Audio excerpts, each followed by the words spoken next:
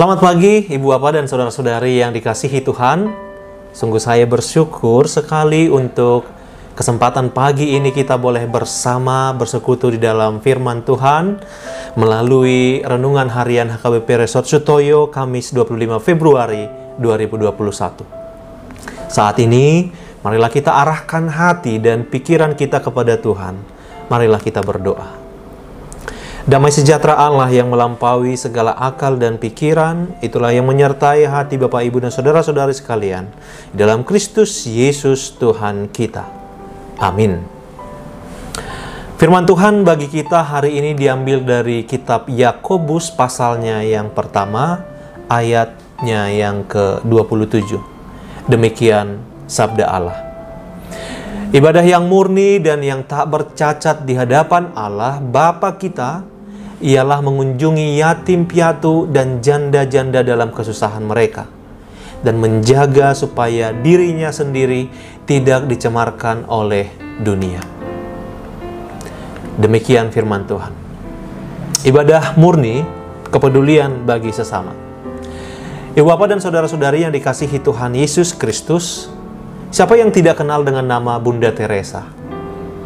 Seorang biarawati yang memberikan hampir sepanjang hidupnya untuk melayani di tengah-tengah masyarakat miskin di India, tepatnya Kalkuta. Pada tahun 1979, ia menerima penghargaan Nobel Perdamaian atas dedikasinya untuk melayani orang-orang termiskin dan terbuang. Melayani orang yang lapar, gelandangan, orang buta, pincang, lepra, sakit penyakit lain, orang yang telanjang. Bukan hanya itu, ia juga memeluk bayi-bayi yang terbuang saat itu dengan penuh kasih. Ia ada bagi orang yang tidak dicintai, tidak diinginkan, tidak diperhatikan, atau orang-orang tertolak. Begitu luar biasanya pelayanan yang dilakukan oleh Bunda Teresa, sehingga ketika dia meninggal pada tanggal 5 September 1997, pada usia yang ke-87 tahun, seluruh dunia berduka. Bahkan upacara pemakamannya dihadiri 15.000 orang dan juga dihadiri berbagai petinggi dari 23 negara. Apa yang melatar belakangi sehingga Bunda Teresa mau melakukan itu? Jawabannya adalah bahwa ia memiliki keyakinan bahwa Yesus Kristus juga hidup pada setiap orang miskin, gelandangan, orang kecil, orang terbuang, terkucil, tidak dicintai, tidak diinginkan, dan orang-orang tertolak.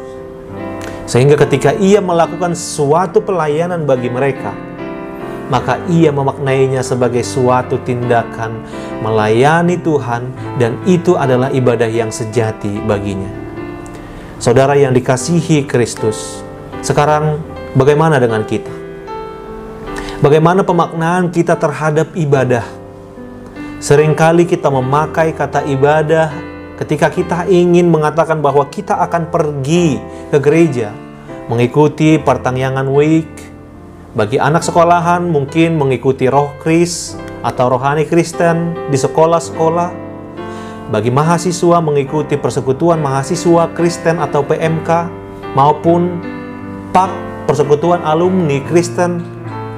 Namun, apakah sebenarnya arti ibadah? Apakah ibadah hanya kegiatan yang biasa kita lakukan di gereja dan persekutuan saja? Dari ayat renungan hari ini, kita bisa menemukan bahwa ibadah bukan soal pertemuan rohani yang kita datangi, tapi soal hidup yang kita jalani. Bagaimana kita menjalani kehidupan itu? Ditunjukkan dengan kepedulian kepada sesama, terlebih bagi orang-orang kecil yang membutuhkan pertolongan. Alangkah sia-sianya kita rajin beribadah apabila kita masih menutup mata, telinga, dan perasaan kita terhadap mereka yang saat ini hidup dalam kemiskinan, dikucilkan, terbuang, dan ditolak. Yakobus mengatakan, ibadah yang murni dan tak bercacat di hadapan Allah Bapa kita ialah mengunjungi yatim piatu dan janda-janda dalam kesusahan mereka, dan menjaga supaya dirinya sendiri tidak dicemarkan oleh dunia. Artinya, ibadah yang murni dan tak bercacat bukanlah kerajinan berdoa panjang lebar, bukanlah duduk di gereja berlama-lama, melainkan membagi kepedulian, kasih, dan sebagian dari perhatian dan apa yang kita punya untuk mereka yang berada dalam kesusahan. Saudara yang dikasihi Tuhan Yesus Kristus, mungkin kita merasa tidak memiliki kemampuan untuk melakukan seperti yang dilakukan oleh Bunda Teresa. Tetapi saya percaya melalui firman Tuhan hari ini, kita akan gerakkan untuk bisa membagi perhatian, kasih, kepedulian, dan bantuan lainnya kepada saudara-saudara kita yang membutuhkan pertolongan.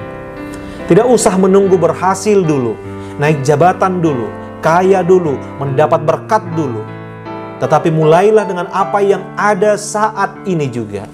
Dari hal yang termudah, yaitu mulailah berikan hatimu pada sesama. Maka otomatis tindakanmu akan mengikuti secara seksama. Amin. Kita berdoa. Ya Tuhan Allah, kami sungguh bersyukur untuk kasih-Mu yang selalu baru setiap hari. Kami akan melanjutkan berbagai aktivitas kami hari ini. Ajar kami untuk menjadikannya sebagai ibadah memuliakan Engkau. Amin. Shalom Ibu Bapak, selamat beraktivitas dalam satu hari ini. Kiranya kita tetap selalu setia melaksanakan protokol kesehatan. Tuhan Yesus memberkati.